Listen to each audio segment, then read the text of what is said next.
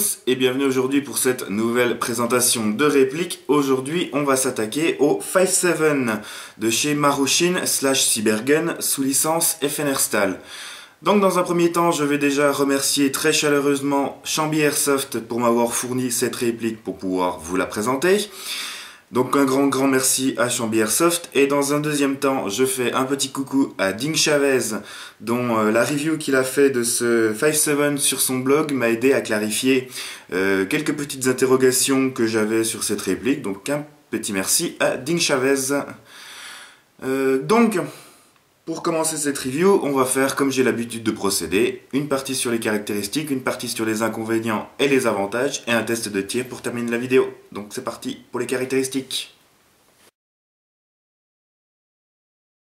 Alors, au niveau des caractéristiques de ce petit 5.7 Marushin Cybergun sous licence FNR-STAL, on est là en présence d'une réplique de poing qui fonctionne à CO2, donc avec les petites cartouches de 12 grammes de CO2 habituelles.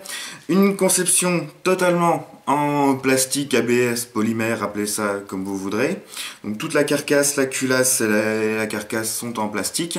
Le reste, on a du métal ABS dans l'interne, à peu près comme toujours. Pour un poids d'environ 850 grammes, une longueur d'environ 200 mm, un canon interne de 98 mm en diamètre 6,08. On a un Bax/hop-up réglable. Pour le réglage du hop-up, ça paraît simple, c'est un petit peu fastidieux. Il faut amener la culasse, il faut tirer la culasse jusqu'à entendre un premier cran qui passe. Ensuite, on va venir utiliser le bouton qui est ici, on va le reculer à fond et normalement, ça devrait... Voilà. Normalement, en faisant jouer un petit peu la culasse, en tirant un peu dessus vers le haut, elle devrait se désolidariser du reste. C'est pas comme un Glock où il suffit de la faire glisser en avant. Là, il faut vraiment la relever un peu, la tirer un peu vers le haut pour qu'elle vienne. C'est un coup de main à prendre. Et ensuite, en faisant sortir un petit peu hop, le canon interne, enfin le bloc hop-up, on va trouver juste ici, hop, juste ici, la petite molette de réglage avec une petite flèche qui vous indiquera le sens qu'il faut utiliser pour régler le hop-up pour faire monter ou descendre les billes. Hop, ensuite on remet le canon dans son logement, on vient présenter la culasse sur le rail et là il faut mêler, il faut appuyer et pousser la culasse vers l'arrière pour que la culasse se réengage correctement. On la pousse à fond, on remet le bouton tac en position et là on est bon. Voilà. Ensuite, au niveau des organes de visée, on a des organes de visée totalement classiques, des points blancs un peu partout qui permettent de prendre la visée rapidement et facilement. La mire arrière est réglable aussi bien en hausse et en dérive en utilisant de ce côté-là la vis qui est ici ainsi que celle qui est sur le dessus. Voilà, c'est toujours appréciable. On a un levier de sécurité ambidextre. Sécurité, tac, tac. Donc comme ça, hop, toute la réplique est bloquée. Comme ça, c'est fonctionnel et on la retrouve aussi bien de l'autre côté. On a un petit rail d'interface. Petit rail Picatinny parfaitement standard sur le devant de la réplique qui vous permettra éventuellement d'y mettre, hop, une petite lampe. Vous voyez celle-là, Picatinny standard, aucun souci de compatibilité, nickel. Hop, voilà, ça donne un look assez stylé, la lampe sur la réplique, ça la finit un peu. C'est vrai que le look de ce 5.7 est quand même assez particulier, mais moi j'avoue j'aime beaucoup.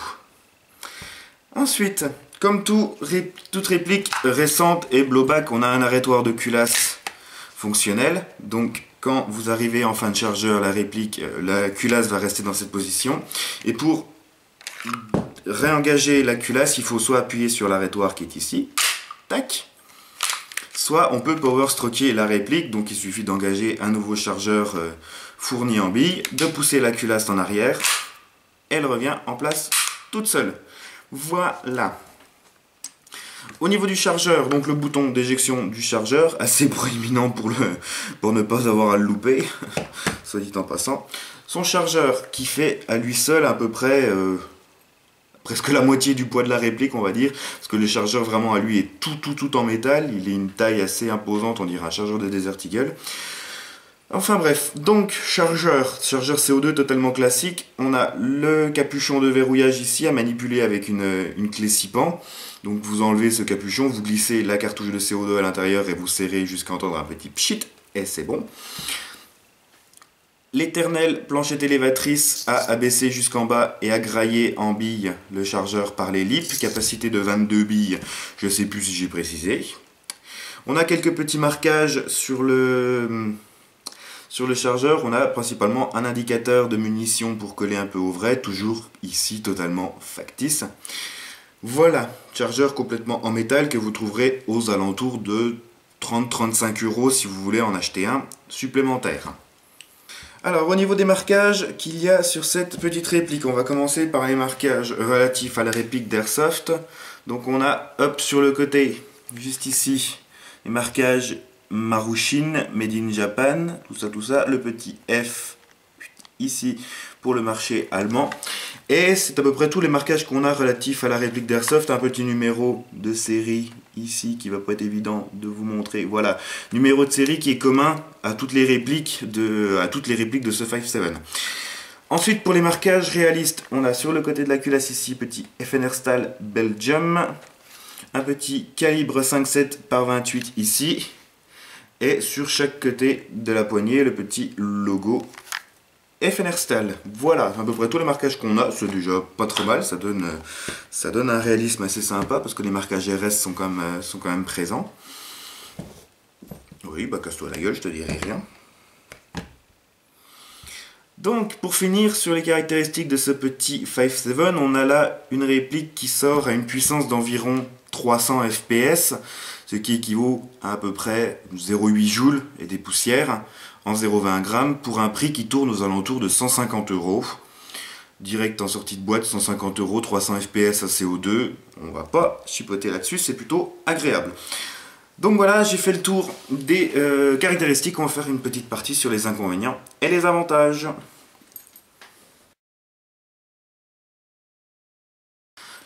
Alors, niveau des inconvénients, eh ben, j'ai pas trouvé grand chose comme inconvénient au niveau de la réplique elle-même. Les seuls gros inconvénients que j'ai trouvé, c'est au niveau du pack en lui-même. C'est-à-dire que quand vous l'achetez, vous ouvrez la boîte, il n'y a pas de clé, déjà. Il n'y a pas de clé pour ouvrir le chargeur. Hein. Je suis allé voir en magasin de bricolage, ça coûte 80 centimes, à peu près, une clé toute seule. Donc c'est un petit peu dommage de ne pas l'avoir mis dans le pack, hein. C'est toujours un peu frustrant. On achète sa réplique, on a envie de l'utiliser, et puis au final, on se retrouve un peu guaqué comme moi parce qu'on n'a pas la clé qu'il faut. C'est un petit peu dommage, ça aurait été sympa d'en mettre une avec. Et ensuite, au niveau des avantages, là j'en ai une liste un peu plus longue. Avantage, précision déjà, environ 35-40 mètres de précision, sortie de boîte à la 0,25. Après un petit réglage du hop-up, bien sûr. 40 mètres à la 0,20 g, c'est tout à fait honorable. C'est même très très bien pour un petit GBB comme ça. Le fait d'allier puissance faible et CO2. Là, franchement, ça a été une assez bonne surprise quand on a commencé à voir sortir ce petit 5.7. Hein. Le fait d'allier puissance faible et CO2, c'est vrai, quand on dit CO2, on pense tout de suite à des puissances assez impressionnantes. En même temps, Marushin, Made in Japan oblige. Voilà, on sort à une puissance de 300 fps à peu près, ce qui est parfait pour le jeu aussi bien en extérieur qu'en intérieur. Pour pas se faire guaquer au niveau du passage au chrony, vous dire bah non c'est trop puissant, tu ranges. Donc là ça passe impeccablement bien. Donc là c'est vraiment un point appréciable.